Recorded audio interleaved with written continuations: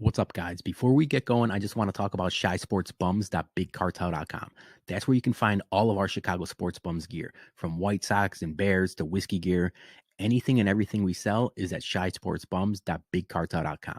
And in turn, when you buy a shirt, all of that profit goes directly to our Whiskey at Comiskey tailgates. From food to liquor and everything that entails, we put all of the profits back into throwing parties all summer long in Lot B.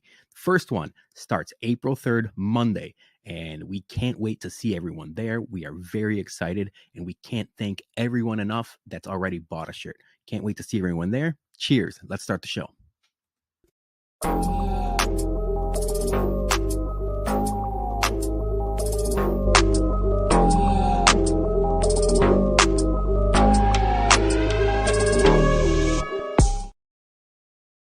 Yo, it's me, Headlamp in Charge, along with Bologna and the Southside Bum. Welcome to the BumCast. The Headlamp in Charge thing, you're catering to Brewhand Luke and Brewhand Luke only. The only person that loves that lamp. I don't know who gave you that lamp. I don't know where you got that lamp, but Brewhand Luke, you might as well gift it to him because he loves that thing. I thought Jason turned into a transformer or something. He turned into a lamp. That was a hell of a start. That's I had to make a deal with the devil to get Brewhand Luke to support you and Dougie in 108, and I have to bring Headlamp in Charge back. Apparently I wasn't the only one. Drew was a big fan of Headlamp in Charge too. So I'm sure people will see. I hope Luke was in the watching right from the beginning, because you're catering to one person. Question. I think everybody liked your background when you're in the basement. Yeah. What made you go back up to your office? Well, first off, because Headlamp in Charge is a guest on the show tonight. But I want to do an audio check on the playback tomorrow.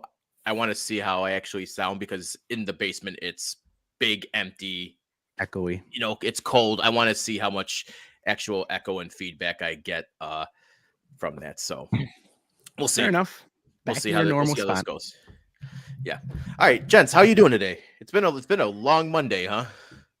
It's been a long couple of days, long couple of weeks, to tell you the truth. We're revving up for Whiskey at Comiskey. We're revving up for opening day at the White Sox game. But I would be lying if I said I'm not a little tired of just videos, tweeting, everything that the 108 tourney entails. I had a fun ass time, but I'm good. I'm good with my performance. It was a whole long thing. It was awesome. Yeah. Congrats, Peter, on making it to the Elite Eight. Bums were officially eliminated from the tournament today. Peter went up against the hog that was Summer of George, and that would have been hard for if you got through. Then you have to go up against Missy, who's Allie. It would have been Allie, and Allie? No one's beaten. I don't think anyone's beaten Allie. It's Allie's tournament to lose at this point, but it was fun. It was a lot of fun, Johnny. We had a matchup last week, which I should mention from the start. I regret impersonating Johnny, not because of the content we made, but I couldn't get my Twitter account back to normal after I put that picture up of the mustache and the Southside Bologna. It was driving me nuts. You couldn't change it back? It gives you, because of the stupid verification thing. It has to go through a process of like vetting to make sure you're not like impersonating anyone, even though I was impersonating Johnny. So it won't let you change it back. It took me like 2.5 days to change it back. Wow. Did you have to submit, submit anything for it? You try to change it back and it says you have to wait your turn. Basically, it was a whole big thing. I look good in a mustache, though. I will admit that much. When you were doing I was stealing your bit. How did that? Were you laughing or were you a little pissed off? Tell the truth. No, I thought it was funny. I mean, when you were telling me, asking me about the background, if I could take a picture of the background, I kind of knew you were up to something, so I didn't know what you exactly were going to do, but you kind of gave me, kind of a hint of what you were going to do. But no, I thought it was funny. I thought it was spot on. But All you right. I think you even got the point where you were putting the glass and hitting the ice. I do that a lot too. I usually don't do a rocks glass, and I did Yeah. because I know you. I know you Yeah. well. Yep. So I think if anything's going to go down from this tournament is that Peter is going to ever be remembered as a furry now. Dude, Yeah. You got to go to the conventions now. the pig and turkey costumes. I had a tweet earlier today. We risk like serious childhood trauma if one of our kids walked into that bedroom while we were recording that thing. Like they would have been like scarred for life. So it was fun, but I'm happy that was it. I think the one thing about that was that I meant to text you earlier, but I was too busy. When I saw that video and I just saw some of the still pictures, I could not stop laughing of you in that pig suit. Like you look like a little kid, like a little big kid to me. And then afterwards you were saying that you were having some issues with it as well too. Yeah, so the battery pack that's attached to it just didn't work. I swapped the batteries. I basically took that thing apart, checked like the solder points. I put it back together. It just wouldn't start. So what I had to do is I direct wired it to a plug. So if you notice in my chug video, I can't move because I've got this tiny cable connected to the wall. And then so when we were in the bedroom scene, I was connected to basically our night lights, our lamps have like a charging port for your phones. I plugged straight into that, so I was stuck there. Which I should mention, by the way, Julie, obviously, ride or die. Everybody saw what she agreed to do, just basically for content. So I got to say thank you to Julie for that. The biggest thing I had an argument with Julie was nothing about the sex tape. It was about wearing the Crocs in bed. Because if you notice, I didn't take the Crocs off. That was the biggest. That was the biggest argument. Oh man, no, you guys did all around. You did good content. So good tournament. I'm happy that we finally get our lives back for a little bit, and we don't have to go on. I might be off Twitter all day tomorrow. I'm gonna just right. And speaking of off Twitter, just FYI, Dougie's on vacation. He's somewhere floating in the Caribbean. So we didn't fire Dougie already. Dougie's still a bum. Just because he lost his matchup against Mitch, he didn't get booted out. But yeah, Dougie had a tough matchup too. 1 week of work for the bums and takes a vacation to the Caribbean, huh? Yeah, must be nice. Yeah, my only, I was a little pissed off that that Dougie lost. He was a little more gracious in defeat than I was. I was just more upset that what? Go ahead. I was gonna say, of all the bums, like you were obviously not in the tournament this year because you had your Twitter account like way too late. You're the biggest sore loser of the three, and not just like of any, like you're super competitive. Yeah. So I feel like I don't know how this is gonna go if you are in the tournament next year, because it's like obviously we all want to win, but you take things like, dude, I like you go very much like a grudge guy. Like anybody says anything little against the bums, and rightfully so, you're protective of us. You're like, fuck these guys, and you get, son of a yeah, bitch, he gets super salty. Yeah, no, I mean the one thing that like bugged me about with Dougie's matchup is Dougie has like what 600 followers now, whatever he gained more, and not to take away anything against NASCAR Mitch because he did amazing content, but he had Zoe, Fid, Pinwheels and Ivy, Sports Mockery, Cubs Talk. He had like 100,000 game. He had 100,000 followers. It took 7 accounts and 100,000 followers to take out Dougie. No, you're discrediting Mitch because Mitch killed it. And Dougie killed it too. He did great content. He did great content. That's the name of the game, man. I had to get an endorsement from Clem just to beat my wife in the tournament. In the tournament. Watch it. Yeah. Clem does not endorse wife abuse. No. Yeah, he's the nicest guy. You know what? Mitch is a great guy. I mean, he killed it. Mitch killed it. We don't want to take anything away from him. Yeah, especially with the video content with Missy, I thought that was funny today with the whole Wayne's World thing. Yeah, I thought it was funny. All right, like I said, I get salty. We got big news. Yes, let's talk about this. We officially announced it. Yes. Oh, you know what? It would help if I actually upload my slides. Oh boy. Rookie mistake, man. It's so busy about the whole lamp reveal. Look at this gimmick of the lamp talking that you forget to do your actual work. Oh my God. Yeah. You know what? That's on me, guys. That is on me. Hold on. We're gonna get this. Give me 2 seconds here. I know we're live on the air. I have to do the stupid connect to the Google because it's not good. Here we go. Look All at right. this. I know. I'm bad. What are you drinking, Peter? Good question. I got this Russell store pick that Jason actually got for me. A lot of the bottles nowadays is Jason's not sloppy seconds, but stuff that he buys and doesn't necessarily want or gets doubles of. So that Russell store pick from Vinny's is fantastic. They are good. All right. So part of my fuck up here. So yes, as we announced yesterday on Twitter, our Whiskey at Comiskey is official. Yes, I know, Beef, I fucked up. In conjunction with the Sadistic Bums. So thanks to Sadistic Penguin, I shouldn't say Sadistic Bums, Sadistic Penguin Studios. So thank you to all those guys who are partnering with us. We're going to be in Lot B. We're going to be there bright and early, as probably pushing down the gates as fast as we can. 300 beers, courtesy of the Penguins. I'm gonna be doing cheesesteaks and dogs on the flat top. Me and Dougie will probably be tag teaming, and then we're gonna have all the bourbon. I'm bringing some bourbon. Dougie's gonna bring some bourbon. Peter's gonna bring some bourbon. We're gonna have some bourbon. And the best thing of all is because we announced our Knob Creek store pick the other day in conjunction with CD Liquors. We're actually going to be bringing, and you can see in the nice little fancy picture there, we're going to be bringing those sample bottles to the tailgate, and some of our P1 bums, as we call them, get to try some of those.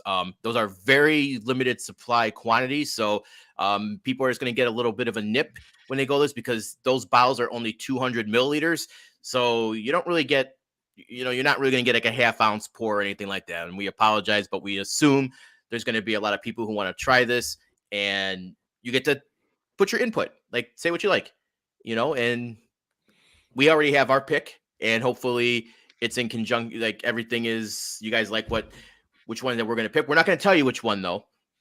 We will not. No spoilers. Yeah, no spoilers. We don't want to influence the decision or anything like that. But when we get to the lots, we're going to convoy it in. We're going to hopefully have like 4 or 5 cars right in a row.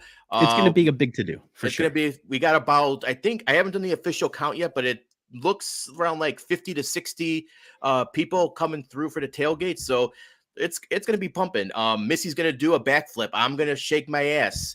There's going to be promises shots. Have been made. There's going to be shotgun and beers, maybe some Four Locals as well. Like it's going to be a shit show, guys. Just so there's no confusion, and I want to make it known, the bottles we're bringing, anybody could have.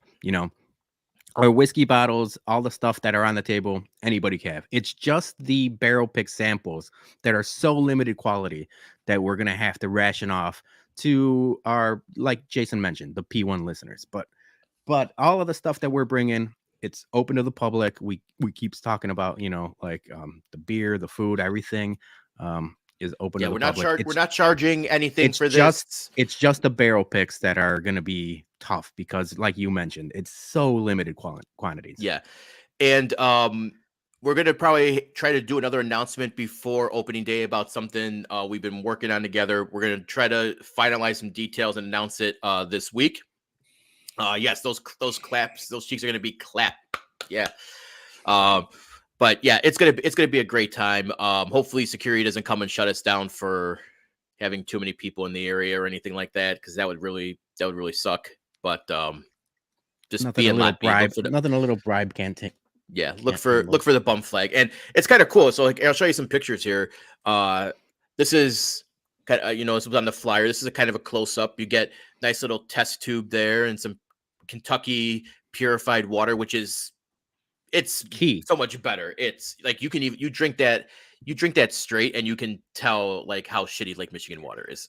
So what I like about it is obviously they provide the Kentucky limestone water, and it makes a big deal because that's the same water they're going to be cutting down our pick to 120 proof. So we could announce that our store pick will be 120 proof. The samples aren't, they vary. So you kind of have to do a little bit of engineering, a little bit of science to cut it to what 120 proof is going to be.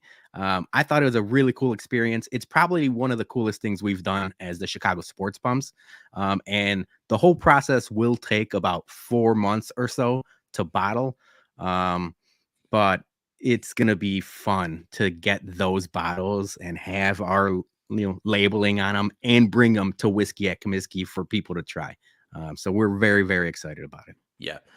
So it's gonna be a great time. Hopefully we might not even make the game.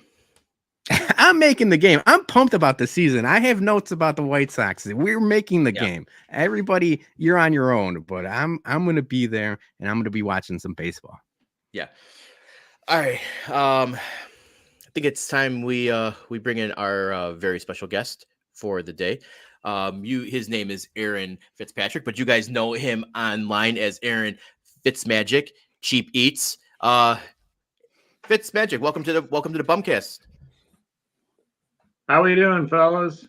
Can you see me? Great. Oh yeah, yeah. we see you. We see you, we hear you. You look good. There we go. Okay. What kind of jersey you got there? Old school Bears jersey? What jersey is that? Yeah, this is a Bad News Bears. Number 3, Kelly Leak. Very nice. Very that nice. looks good. Does it have the Chico Bales and Bonds in the back? Oh yeah, that's authentic right there. That's good. Yeah. You see so that? yeah, Okay.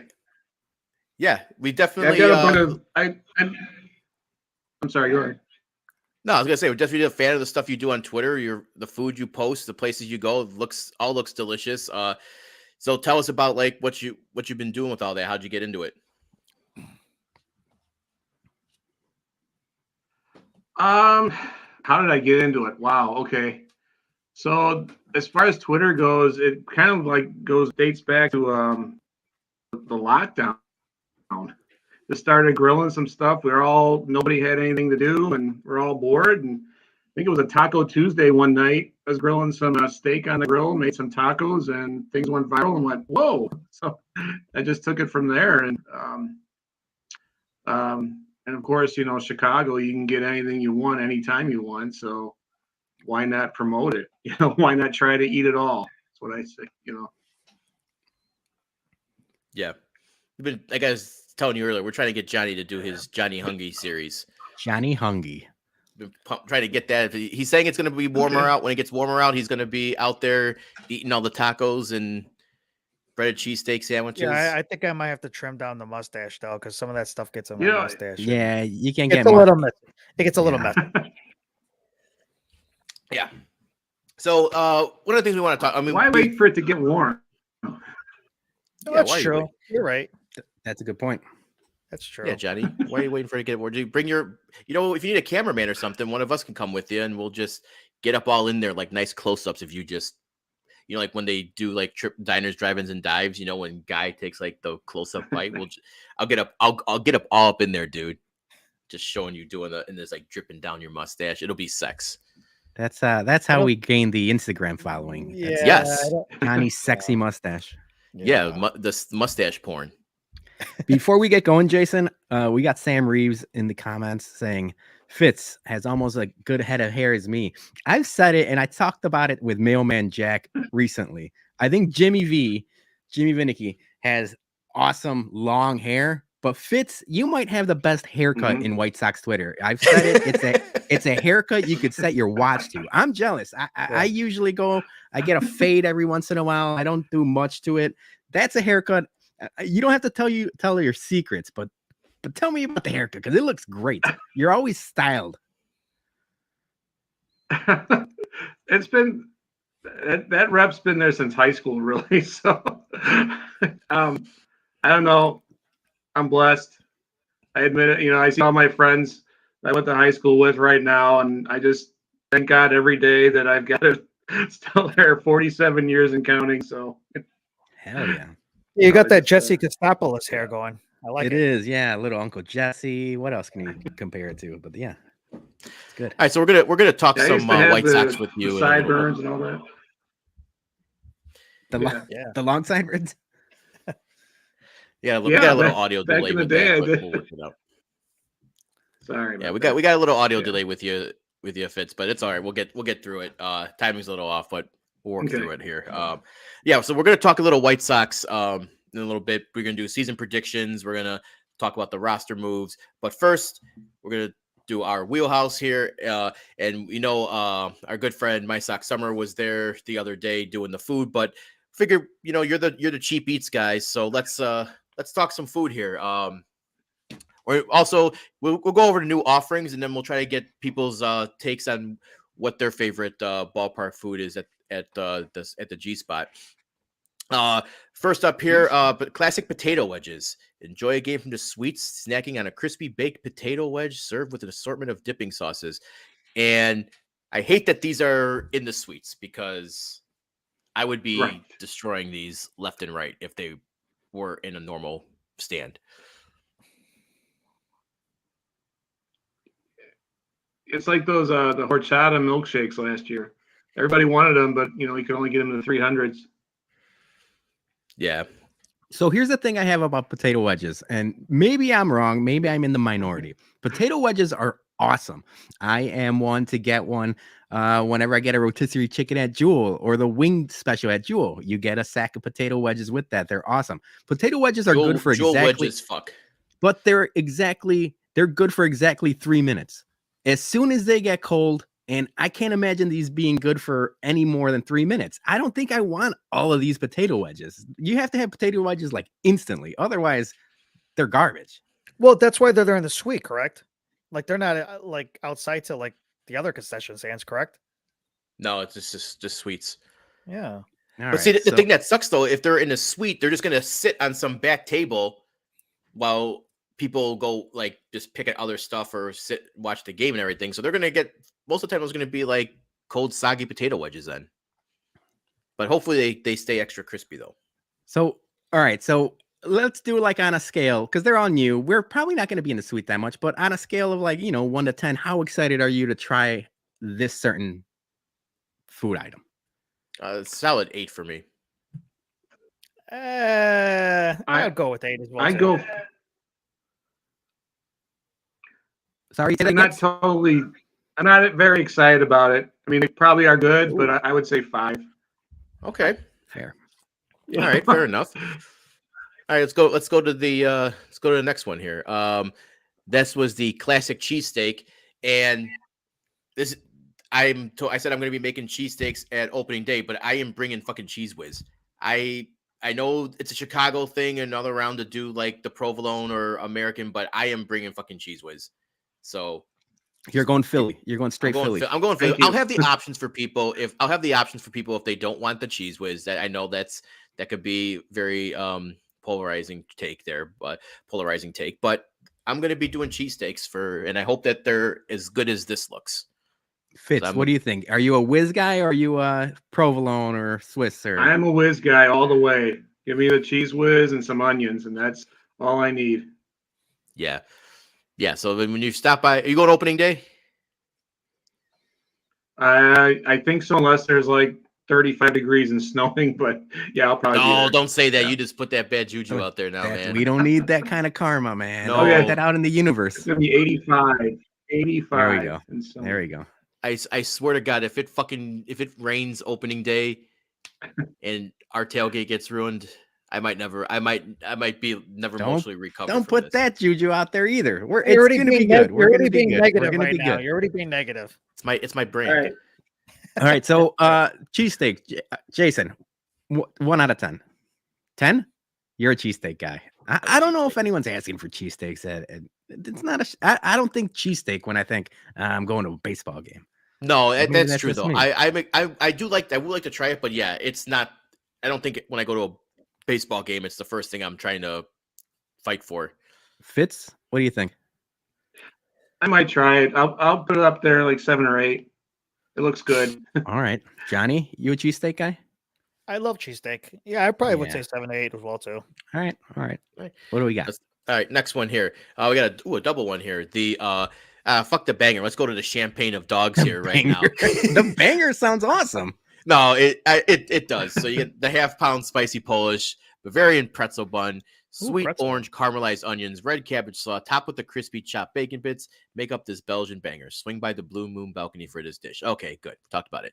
Now let's talk about the champagne of dogs, because that's gonna be the champion of 108, man.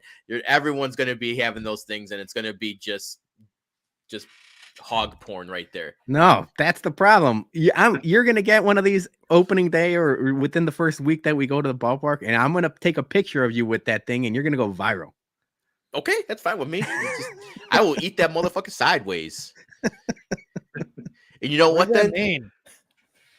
You got to eat it. You eat it sideways, you know. And then like a harmonica. Yeah, and then you put what you do is you upload the video of me eating it, and you use the song from Paul Wall, "Sitting Sideways." All right.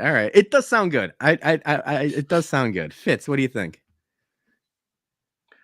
I'm a hot dog guy at a ballpark, so I know I'm going to try it, and I'm looking forward to trying it at least once. So, yeah, I'll put it there close to 10. That nice habanero mustard on there, and I hope that the mustard like goes on the edge there, like they have in the photo, that they go all the way across the dog, so then when you're holding the dog up, the mustard will just like drip down into your mouth, and then well, you know where I'm going with that. I don't know where you're going with that, but I'm going to clip that. I'm going to clip that for sure for tomorrow. So, did you guys ever? I think there was I saw a picture. It was from like a Texas Rangers game or something. And they had like their giant loaded foot hot dog. Every stadium has one nowadays, you know, where it's like gigantic foot long and it's loaded and things like that. Well, they have seems like a lot of work. They have like the foot long Comiskey dogs. Seems like a lot of work. Yeah, but I think I'll try that. I'll try the Belgian. The Belgian sounds awesome. I'm a huge Polish sausage guy, so if I'm looking at the Belgian, that's probably at top of my list so far. I would say like 8 or 9.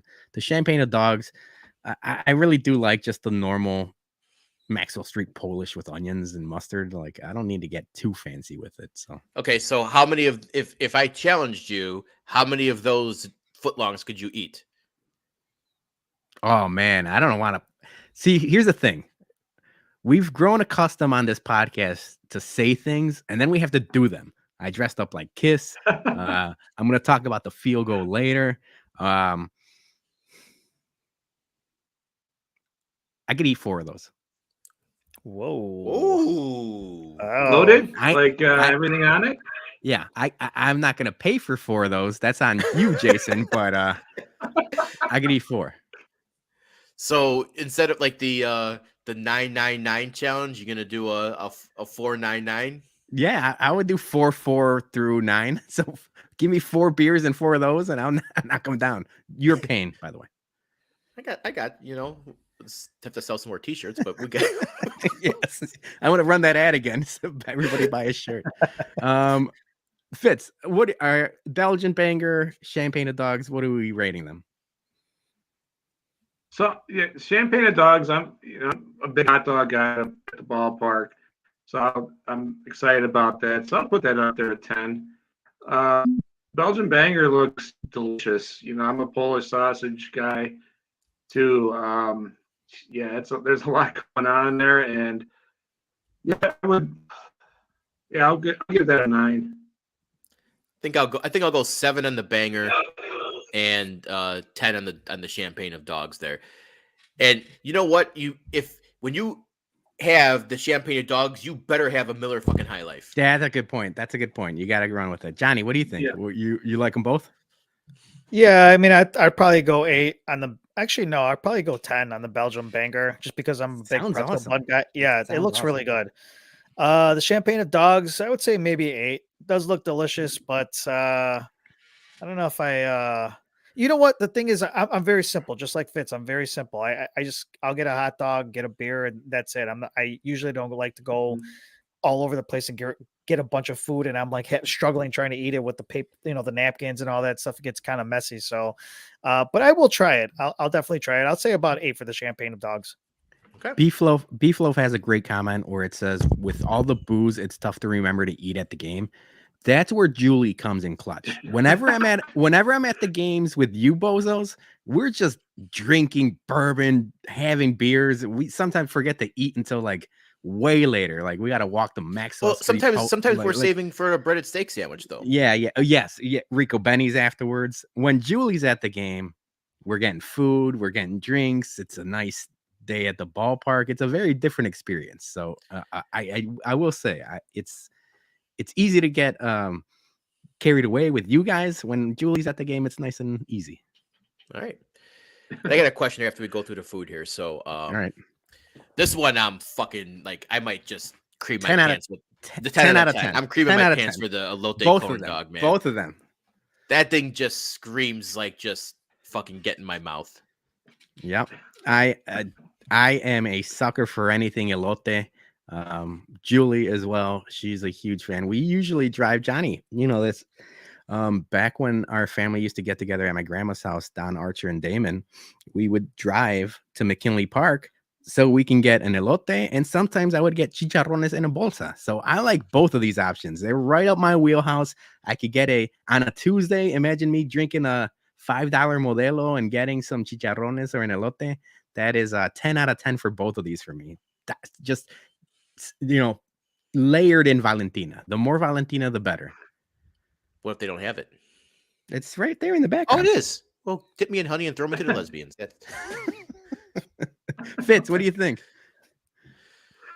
So this is something I'm thinking that my youngest daughter and I would split. Like we get the corn dog and then chicharrones and split that.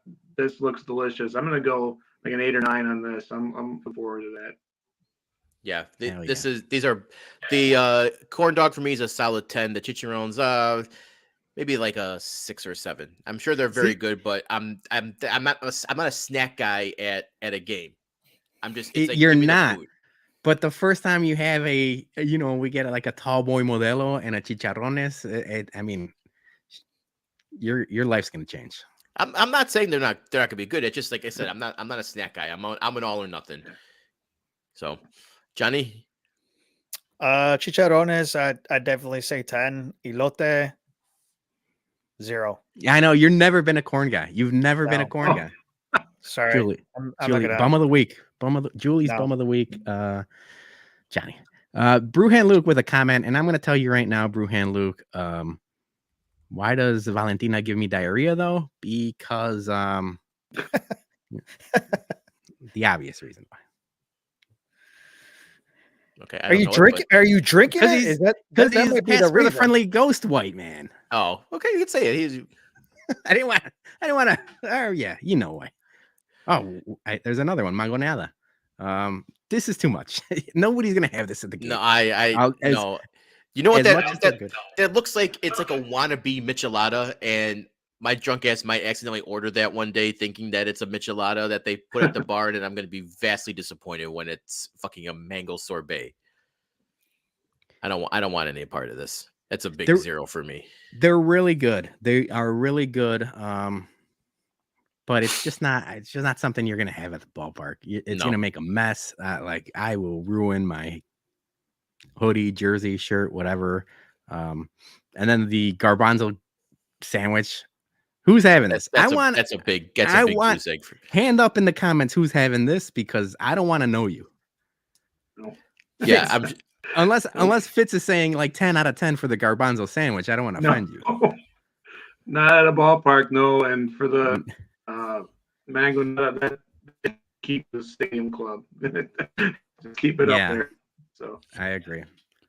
Nah, maybe if you throw like a shot of tequila in there or something, maybe we're talking. But that would be different. Yeah, on a hot day, yeah. But no, that's not me. If I'm doing dessert at the game, it's gonna be either a churro or it's gonna be like the ice cream in the helmet. That's the sundae in the helmet is so good until you're halfway through it and you're dead.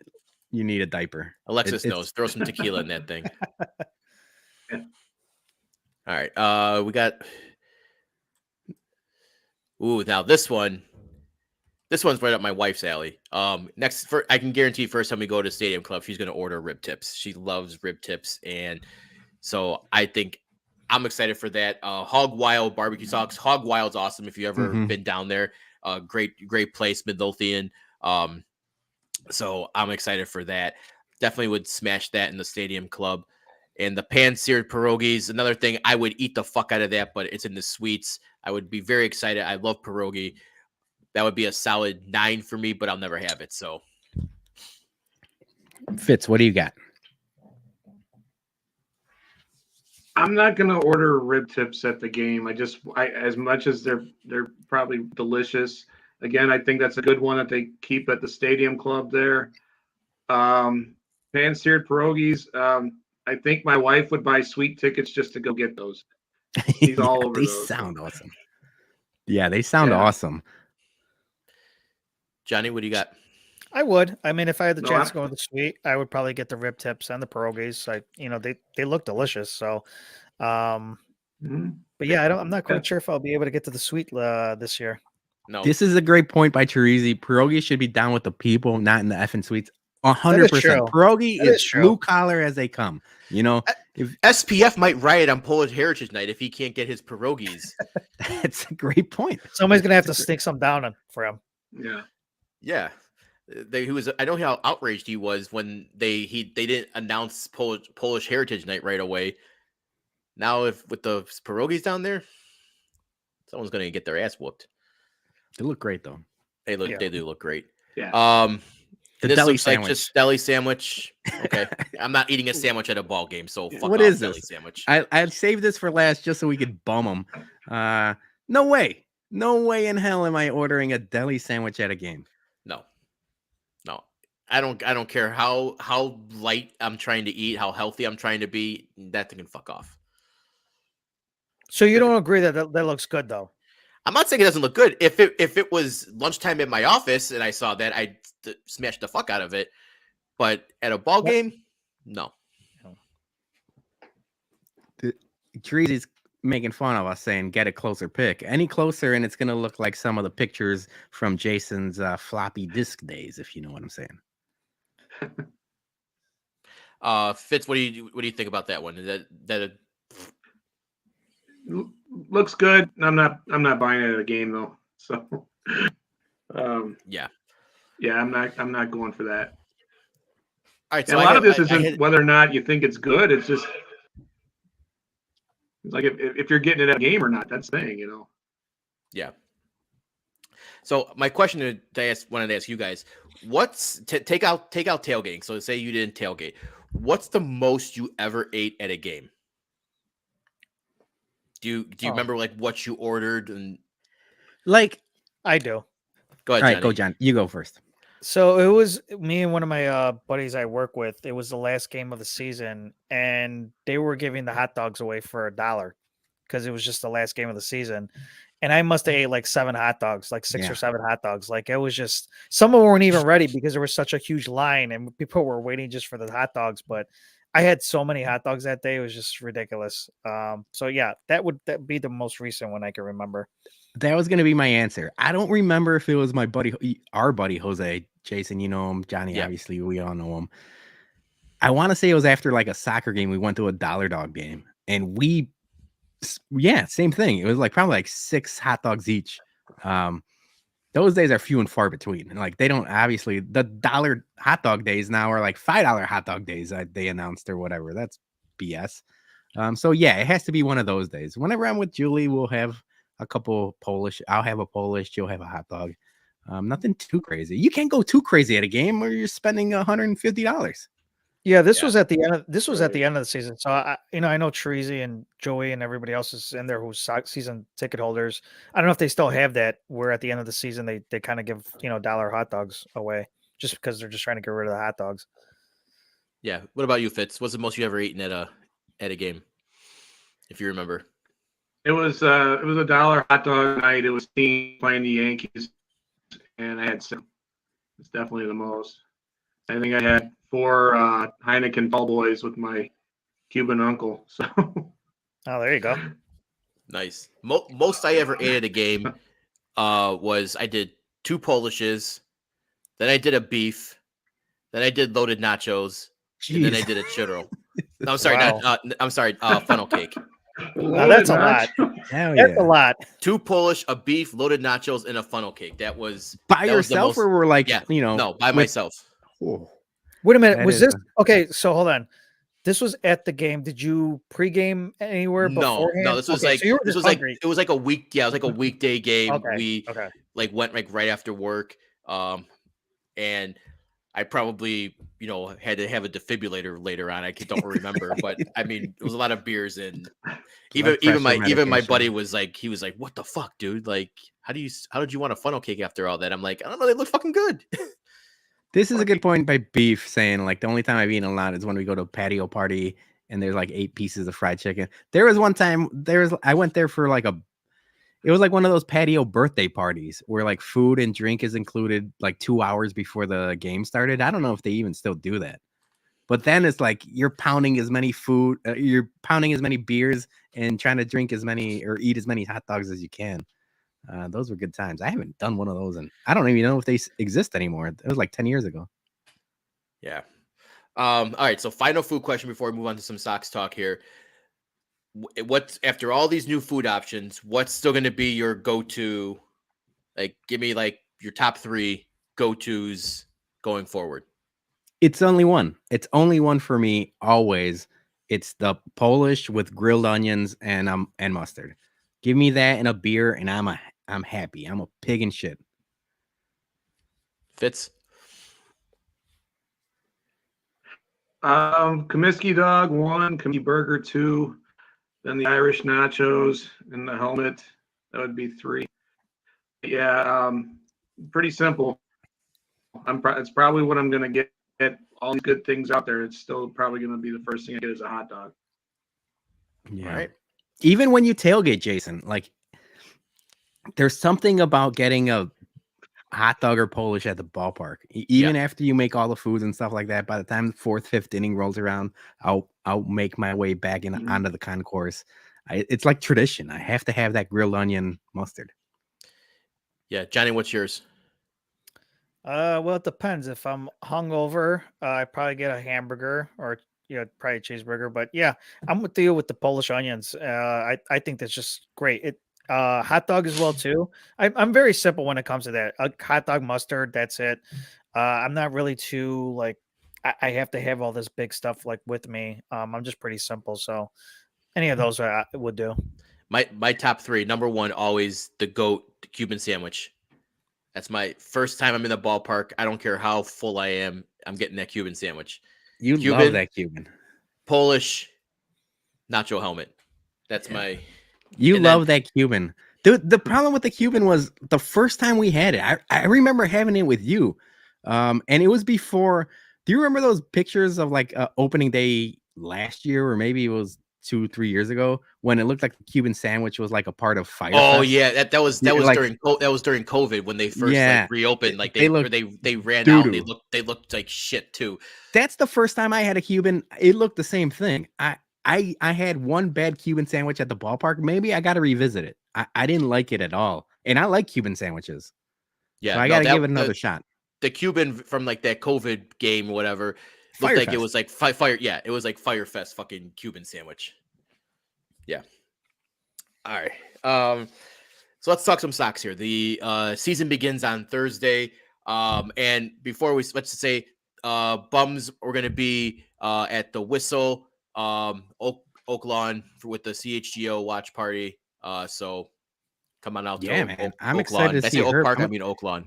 I'm going to give Herb Lawrence a big old bear hug. I love that dude so much. Sean W. Anderson also very cool. But Herb, I'm going to give him a big old bear hug when I see him. Yeah.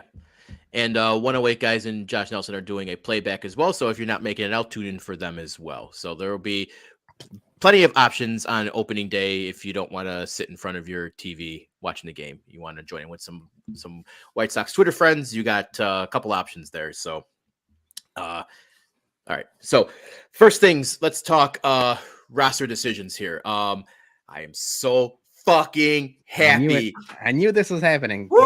Do your parade, do your dance, do your song and dance. Lurie Garcia, done. It was never Lurie's fault. It kind of was. I mean, if he wasn't a shitty player, he would be on the team.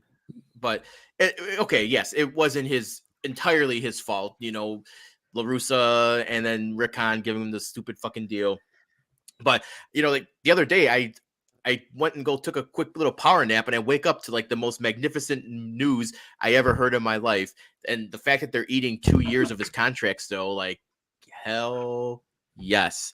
So Oscar Colas in. He looks like now that none of these announcements were official yet. They haven't come from the official White Sox press release. These are from the beat writers who got the inside scoop. So fingers crossed that, you know, we're not going to get cucked at the 11th hour and Lurie's going to The Undertaker. Yeah, we don't want any Undertaker gifts coming here, man. We want like Mankind over the fucking Hell in the Cell, dude. I want that. Yeah. Thanos. Fitz, what are your thoughts on obviously everyone, you know, dancing on Lurie's grave at this point? I mean, I put a GIF out there. I thought it was gonna be funny. We're dancing on Lurie's grave, but were you excited when the news broke, or what were your thoughts? I wasn't. I was excited to read comments is what it was. Just he never bothered me. I enjoyed just that because of him, as opposed to, I mean, he's a utility player and he just was on a team that had a lot of injuries, so he's out there for a long time. Good for him. He's got $16.5 million in his pocket. You know. So that's the one thing. I got someone in my Twitter like got mad that I posted that GIF of like the you know, the dancing funeral thing. I was like, he's getting paid to either stay home or be on another team. Right. It's not like I'm actually dancing on his grave. It's not that bad. Like, we should all be so lucky to get paid for not doing work. That is true. Exactly. Yeah. God bless the guy, you know. So. Shout out for Johnny. You got an internet shout out today. No problem whatsoever. Hey, there you go. Now everybody else's internet's starting to see. I keep quiet. Johnny's internet's like a virus, man. It's spreading to everyone. Like it is. It's the plague. It's the plague. You look good, Johnny. Though you look good. Got the HD going today. So it sounds like from the sources. So we said Oscar Colas, Romy Gonzalez going to be there. It looks also Zavala, Gavin Sheets, and Hanser Alberto are all going to be the bench guys. So that makes me happy. I think that's a good bench. Sucks for Jake Berger, but we kind of figured he didn't really have a spot to begin with when even though he had a good spring training. Did he though? He had a lot of home runs. His strikeout rate was ridiculous. Like his strikeout rate was outrageous. The thing that worries me, and I like it. Obviously, Lurie had to go. Hanser, Beefloaf said Spider-Man meme. He might be the same guy. He's having a hell of a spring, but we've seen people have springs before. The one thing I look at, who's the backup outfielder? Because you know these guys are going to have some rest. Is it going to be Eloy, or is it going to be Sheets? Because either one of those guys, I say it all the time, are chasing chickens in the outfield. So they got Romy listed as infielder outfielder. He doesn't play outfield. He really doesn't. I'm just saying what the release said, you know, or like the article said from the Sun Times. They got him listed as infielder outfielder. All right. So hand up. Let me ask you. I'll ask the group the question. Yeah. Say Benintendi needs 3 days off. Who's playing left field for 3 games in a row? Eloy. Yeah, that's probably. Yeah, but we have no other choice. I mean, it's just the I'll way go that Sheets. this team I'll is say built. Sheets. It'll probably be Sheets or Eloy. Neither one of those make me comfortable, but you know maybe what's going to happen. We're just going to with Sheets and Eloy. We're just going to have to deal with it, and I'm fine with it, I guess. Yeah. Drew Bogues here he's got Colas back up center, Romy back up left, Eloy back up right. So that probably makes the closest sense. I don't know if Romy's a left fielder. I guess we'll see. We're back to normal. Here's my biggest thing. I have, and there was a quote from Pedro Grifol the other day that he's going to keep his lineup consistent. With that and no Lurie, I have nothing to bitch about on game days anymore. You do. It's going to be an interesting first half of the season for Jason. Yeah, no, there'll be something he'll bitch about. You just wait for that first tweet that comes out. Right. Put this down. Somebody write it down. This time next week, you're going to have a tweet about Moncada pissing you off.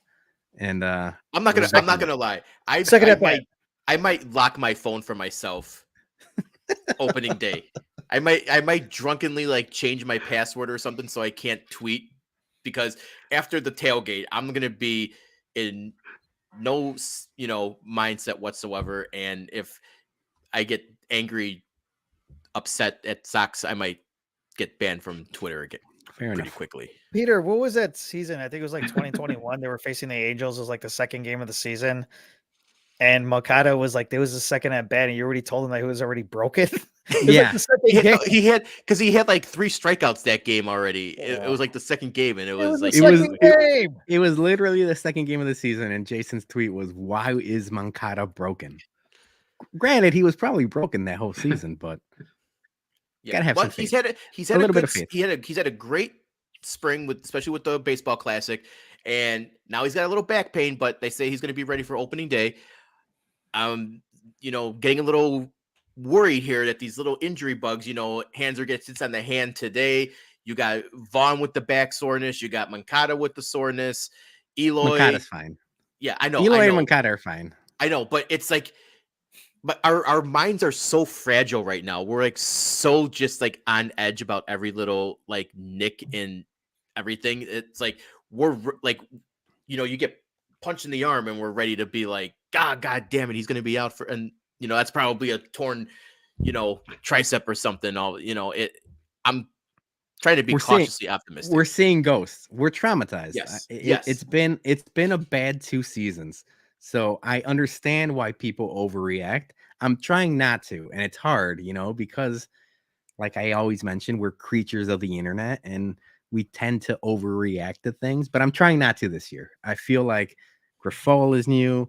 Let's give him a fresh start. This team seems to be the main thing about Lurie getting cut is it seems like now it's like not only is the team, but like the front office saying like it's now or never. We can't afford to have guys not producing, and that's something they haven't done the last 2 seasons. So I'm giving them the benefit of the doubt. Yeah. Also, to Beast's point, I'm actually happy I'm sitting in the 108 this year, so I don't have to watch SP5. I'm just going to focus on all the new friends and fellowship and good times, and there we go. Just watch when the Sox bat. Fitz, how are you? Are you more of a like a sky is falling guy, or are you more like glass half full? Glass half full. I'm hoping it goes well this year. And that's my mindset that everything's gonna fall into place. The pitching's gonna be great. No one's gonna get injured, and then if something happens, go from there. But yeah, what else can you do? I mean, if you're gonna be skies falling all the time, I mean, one World Series in my lifetime, it's always falling. Yeah. We'll always have 05. Always have 05. So, yeah. One quick story before we move on. When Lurie first came here, this was about, I think it was like 10 years ago. A million years ago? Yeah, Jesus Christ, he was the longest tenured Sock. So back in my promoting days, I was actually hanging out at the bar on Russian Division Detention, and which was old Bar Chicago for people. Yeah, I remember that. Yeah, Bar Chicago.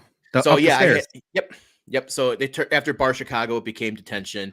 One of my buddies was working there. He was bartending, and he's like, "Yeah, come on up. We'll hang out. I'll get you some drinks, whatever." So I was like, "I got nothing else to do." It was like a fucking Sunday or Tuesday night or some shit. It was early in the week, and I'm at the side of the bar. Like I'm not in the front of it. I'm kind of like on the side where like normally like what servers would come in, but they didn't have any servers coming up that way. So I was cool to hang out there. And then guy comes up next to me and he's got a little entourage and everything. And looking all, he got his chain, crisp, no swag, hair nice and done and everything. And, people are like taking pictures and shit. And buddy, who is that? And he's like, oh, that guy, it's Lori Garcia. He's a White Sox player. And I'm like, the fuck is this guy? Like I at that time, like I followed, I still do, but like, I knew like every fucking White Sox player, even through the dark days. And like I was like, I don't know who the fucking this guy is. And he's standing there and he's drinking, and I'm like, he's probably some fucking scrub. He won't be here long anyways. And if I would have known that motherfucker would have been here for 10 years, I would have taken a fucking bar stool and taken his fucking knee out. You're too mean. That's too far. Relax too out. far. It's not his fault. It's Rick Hahn's fault. It's Kenny Williams' fault. It's Tony La Russa's fault. Yeah, no, it is. But I stood next to Lori Garcia for about a good hour plus, and that's my Lori Garcia story. Okay. Stoop kids in my Craigslist ads. All right. We'll talk. You had your chance. You had your chance. Yeah, that's true. All right, let's get some predictions in. Yeah, predictions here. So what do you guys think? We're going over under 90 wins. You got place in division. We making playoffs. Just give us your prediction. Let's start with wins and how they finish in the division, because I've got them winning the division, not because I think they're, gonna run away with it, but on paper, and I keep, knock on wood, on paper, I still think they have the most talent in the division. They all have to perform better than last year, but I think it's possible. So I have them winning the division. Win-wise, that's tough because I don't think 90 wins is, you would think 90 wins the division. I think this division is going to be bad. Give me 88. Okay. Going Lou Bob number 88. All right. I like it. Okay. By the way, Chirizi's comment here. I have a story after this. Oh, he always has a story, of course. This is probably one of my most famous stories. All right. That I tell people. Fitz, how is the division going? Yeah, Pete, you beat me to it. I had 88 in my head too. 88.5. Thinking that everything goes right. Yeah. If something goes, I got 88, and because it goes wrong, I think bottom will fall out. Though. But I'm gonna say 88, and that could get them the division this year. It could get them. I love it. Division. All right, Johnny. Same page. I'm gonna price this right, you guys, and I'm gonna say 89. I had in my 89 and 73 for the season. I told you guys beforehand, before any of the moves were anybody was trading or whatever signing. I just think that they're not going to have that same season that they had last year with all the injuries and whatnot. I think it's just kind of hard to have that same repeat. Hopefully we don't have that bad luck, but I just feel like we'll be in a better spot. I think it was very beneficial for a lot of the players that were playing in the World Baseball Classic that helped them out as well too. We were talking about Moncada. Lance Lynn had a good starts as well too. Tim Anderson had good games as well too. I just think it was very beneficial going into this season. It gives them those confident boost. And the pitching, just everything. Like obviously it hurts not having Liam Hendricks, and hopefully he comes back. Hopefully he's healthy, and obviously we're all praying for him. But I just think that, how you mentioned, Peter, with the way the division is, I think Minnesota is a little bit weaker, to be honest. Cleveland, Cleveland's, that's the only thing. I think Cleveland's the only one that's just like that question mark that I said that last year as well, too, that they're sneaky. I didn't think the Twins were going to win the division. I thought obviously the Sox were. Everybody thought was the Sox were going to win it, but Cleveland, you just never know because they always produce players, and that's the thing that you never know. So I think it's going to be between the White Sox and Cleveland when it comes all down to it. But I just think that the White Sox will win the division at 89 wins. 3 in a row. Jason, All right. make it 4. I'm going 92 wins. Whoa. Whoa. I'm drinking the Kool-Aid. I'm drinking the Kool-Aid. Hell. Everyone's gonna have Wow. bounce back years. We're gonna stay healthy. Pedro's gonna keep the players in a consistent lineup where they want to hit. There's I'm there's gonna not gonna write there's this gonna be down. more accountability if guys aren't producing, and I think the guys are gonna be eager to play for Pedro. So I don't think there's gonna be any sleepy time bobos. It's gonna be right out from the gate. It's gonna be just drop our nuts on the division. I love it. And since we don't have to play Cleveland, Minnesota, KC, Detroit as many times, we got this, baby.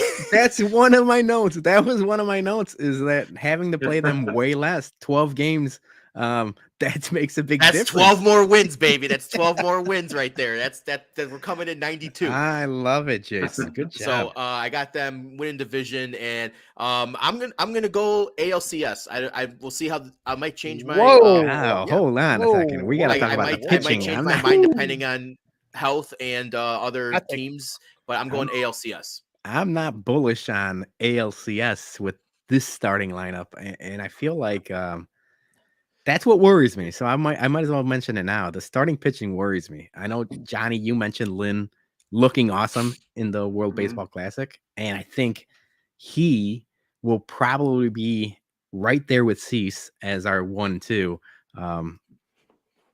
In a perfect world, they both make the All-Star game.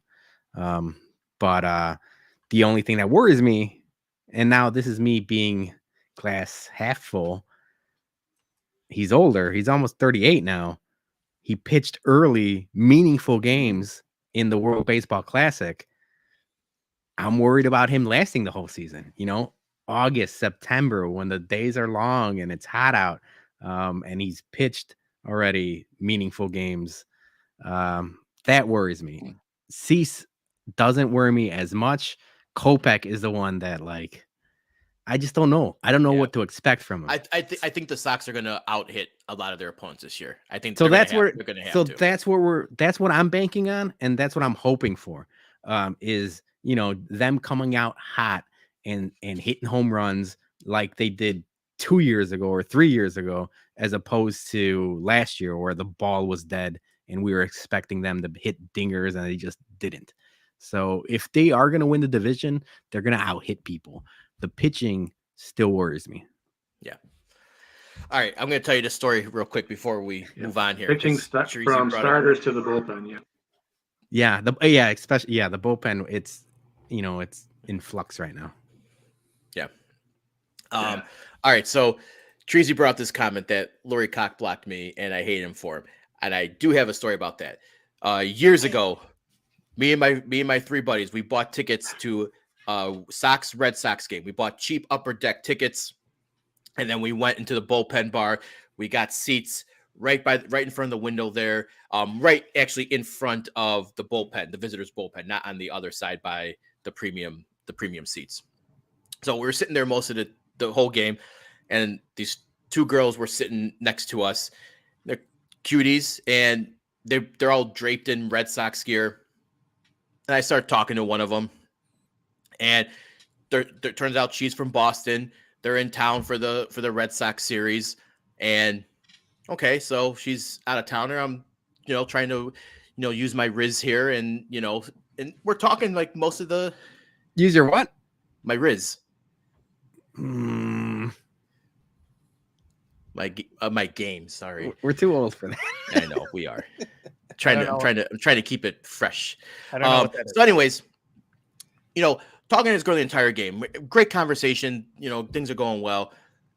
Then towards 7th inning or whatever, Jonathan Papelbon gets up to go start warming up in the bullpen, and they start going fucking nuts, like tapping on the glass, like Papelbon, we love you, and I'm just kind of like, oh fuck, come on, like I'm having a nice conversation, I'm trying to work here, like, and now they're all like, all getting crazy for Papelbon, and he sees her, he sees him, and gives a smile and everything like that.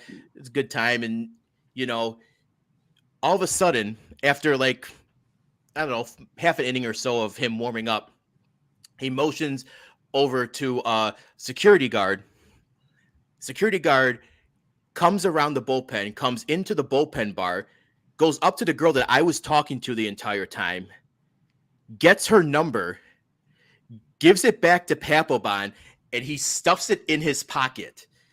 And all my friends see this and just fucking roast me that Jonathan Papelbon cocked blocked me without having to say fucking anything. He did the Goodwill Hunting. I got her number. How you like them apples?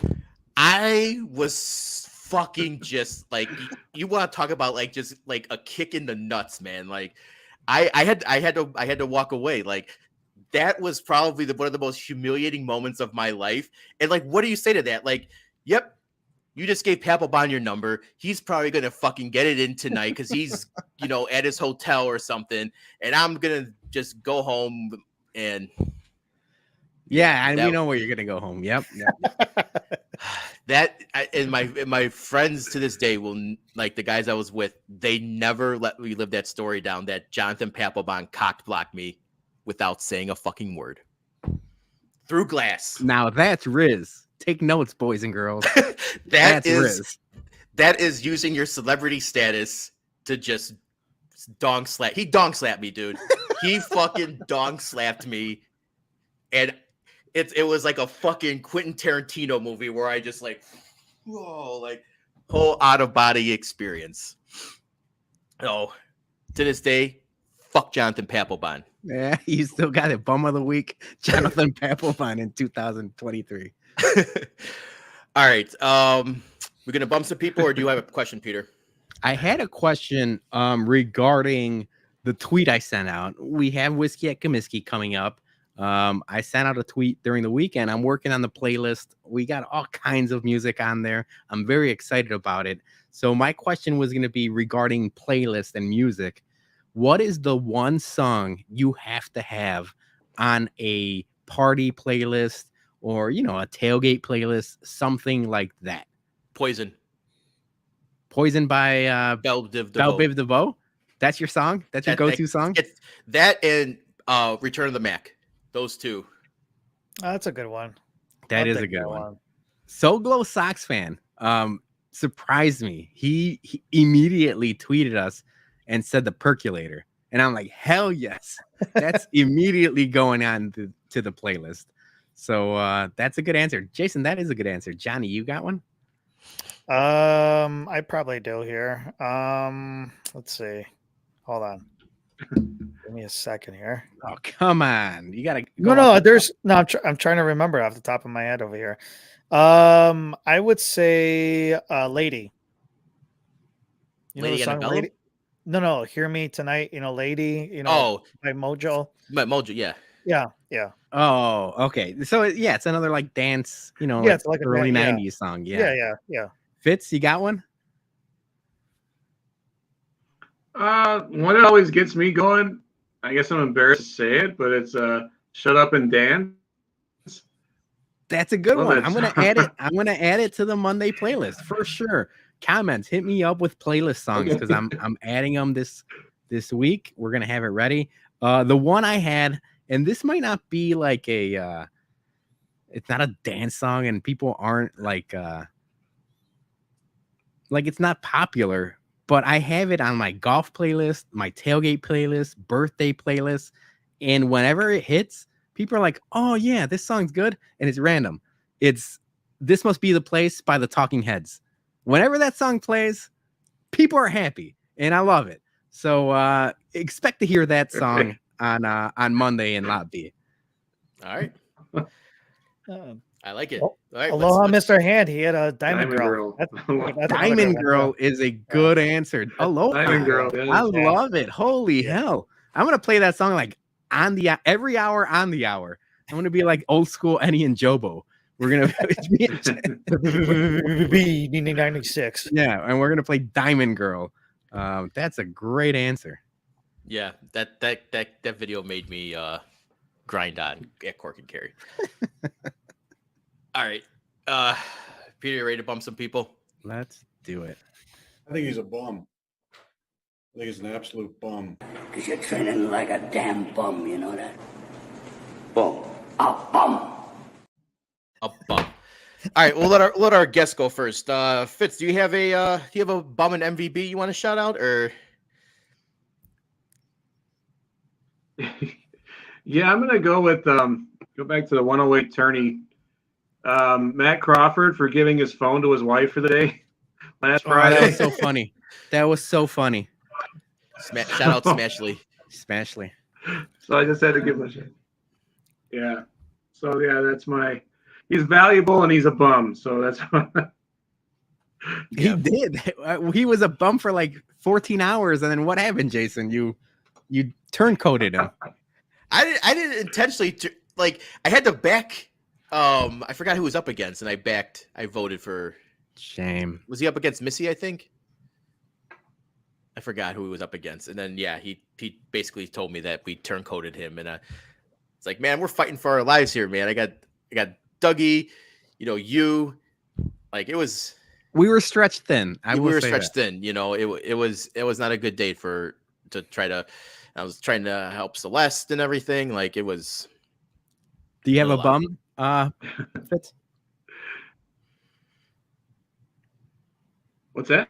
You're a bum of the week. Bum of the week? I'm sorry. I think he said it was both. That's what I think he was saying. Oh, well, it was Matt. Yeah, it was Matt. Gotcha. Yeah. Okay, Johnny, you're up, man. For my bum, I know we couldn't put up the video. I know Jason was trying, but I'm a huge college basketball fan, and there was a foul that occurred. Hopefully I can kind of pull it up over here. Hold on. How much did you lose? Oh man, we're all kinds of lagging today and pulling up stuff. Internet Yeah, it was in that Creighton game where it was like the final shot, and everybody was kind of confused as to what the foul was. I wish we had the video to pull it up, but obviously it was a little bit too large. But if anybody saw it, it was definitely a very questionable call. He had his hand right next to his waist and on his hip. And it looked like for a second. It looked like he pushed him. But there's other times where it just looked like he just had his hand, and maybe the player was kind of like faking it. So that's a tough call in a tight spot, in a tight game, when it's the last seconds to the game. Obviously, a lot of people are bitching about the referees or umpires. Obviously, we saw one today with I know this is a different sport, with JT Real Muto with that umpire, and kind of just like, hey, give me the ball. And obviously, it wasn't his fault. That's he crazy. didn't know that. Yeah, that's crazy. But that particular call in that huge moment of the game, I just felt like, I don't know if that should have been called a foul. To me, it just felt kind of like iffy, but other people think differently. So that referee in that game, I would say that would be my what a bum. Onto the women's side of the tournament, Caitlin Clark. I don't know if you guys heard about her. She's a beast. She is going off on the tournament all season long. She plays for Iowa, and she was the first person to have a 40-point triple-double in NCAA tournament history. That Iowa Hawkeyes team is on fire right now, and it's obviously the girls are playing great, but she is on a whole other level. So she is definitely my MVP. All right. Peter, I'll let you take us home. So I'm going to go next here. My bum of the week is breaking bum Elon Musk for his stupid fucking new policy going into effect that only verified users can vote in polls. Now, this comment right here, bums of the week, people who bought bots. Yes. That's another one too, yeah. 100%. People who were buying bots in the 108 tourney fucking just suck the fun out of those matchups. Like, that's some bullshit. But I feel I'm not an IT genius. I don't code or anything. I feel like there's maybe something you could do besides having to make everyone pay $7 for verification than to combat the bots. I feel like there's something that's got to be, done before we all get into that. Because if you're going to do polls, especially, like in 108 tourney, or if we're trying to do our tournament of bums next year, or just regular polls in general, and you're going to lose 90% of your engagement because people aren't going to only verify people can vote for it. It's going to take away the fun from Twitter polls. We're going to have to, do the whole like or retweet for voting, or we're going to have to do. Too. I hate which like, fucking it's got to sucks. be like Google Sheets or something. Yeah, or Google Sheets or something, or Survey Monkey or some shit. Like it's going to ruin like the fun out of that. And I hope there's enough outrage and like pushback from people that are like, no, we still want to vote in polls without paying fucking $7 a month. So yeah, Elon can go fuck himself for that. The one thing I will clap back on, Jason, is Elon sells a lot of bills of good that he can't deliver on, and it's been like this for a while. So I wouldn't take that. I would take it with a grain of salt that all of that is coming. Yeah, and then my MVB is our favorite coach, Andy Reid, for this clip. What did you think of Jordan Love in that quarter? One by up in the game that he played against you. What was that, 2 years ago? Who's that? Jordan Love. Trying to remember Jordan Love. Packers. He started that game when The fact that Andy Reid just gave fucking Jordan Love the fucking cold shoulder, like, I don't know who is that. Who is Jordan Love? Who is Jordan Love? And you know what? That warms my cold dead heart, because Packers are gonna fucking suck this year, and that makes me so happy. Justin Fields season. Also, as one of our favorite clubs, we've had many a good time at Level. Shout out Missy for. I don't know if that's the same level she's. Yeah, that's not she was. I don't think she was talking about. But yes, my Level. Yes, my Level. Level was good. When we were at Level, Missy was like 8 years old. And then my other MVB is you guys for just doing great stuff in your first time in the 108 tourney. You guys did some good stuff, and we thought we knew that the way in all the regions that we were just gonna get picked off one by one, and that's what happened. But we went a lot farther, so it was fun. So that's where I'll transition to mine. No bums this week, shockingly. 2 MVBs. First of all, Beefloaf, Bruhan Luke, Chirizi, My Sock Summer for doing this every year and inviting not only me, but us as the bums first year. We're rookies. It was so much fun. I really had a lot of fun doing this, whether it's, my own stuff, having Julie involved and Johnny and Dougie. We helped him for, a couple of videos. Jason, you were retweeting, you were doing your thing. It was a lot of fun. A lot of people, there is some bullshit online, but the net positive is so overwhelming. People gain followers, engagement.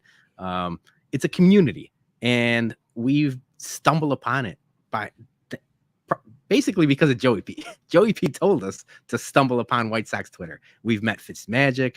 We've met the Sadistic Penguin Studios guys. Aloha Mr. Hand is so friendly with us. He's been our #1 supporter throughout this whole thing forever. So I can't thank those guys enough and everyone enough. I think I've MVB'd White Sox Twitter like 15 times within the last year, but rightfully so, because it's been an awesome ride. So that's my first MVB. And then my second one, I said it last week and I'll say it this week. Julie's a ride or die. The fact that she agreed to do all of the stuff she agreed to do with me, I can't thank her enough. And that's why we've been married for so long. She puts up with my shit and I love it. And I can't thank her enough, because I don't know how many people would agree to dress up in suits and put Pornhub music behind you and put it out there for the internet. And she just went along with it. So she killed it all week. I think she surprised a lot of people. She surprised me. She came out of her shell in the Twitter world, if you will, or content, because she's never done content before. And it was awesome. So as much as I like to thank B-Flow from the 108 guys, I have to thank Julie more. I love you. And this was a fun ride. So thank you, everybody. Yes, thank you, everyone, and just can't look forward to next year. Well said. Well, yes. Next week we are off. We are off. We are off because of the home opener. We're getting a much needed rest little R&R. But we will be back in 2 weeks, and we're going to have a couple guests we're going to be announcing soon as well. Yeah, shout out to Weed. But again, thank you everyone who joined us in the comments tonight. Thank you everyone who supported us through the 108 tourney. We love you all. We will see all you fuckers Monday. Get ready to early whiskey. Look for the bum flag. Jason, before we leave, Fitz, we can't thank you enough. I've been looking forward to this for a long time. We've followed each other. We never really got to meet in person. Anything you want to plug, anything you want to shout out before we end the show? This is great. I'm sorry my audio has been so crappy tonight, but I really appreciate it. You guys are a lot of fun. I'll see you at Peppo's sometime. Huh? Hell yes. Shout out Peppo's. We're going to talk to them about sponsors. Thank you guys. Johnny, we'll talk soon. Love you guys. Later, guys. That's right.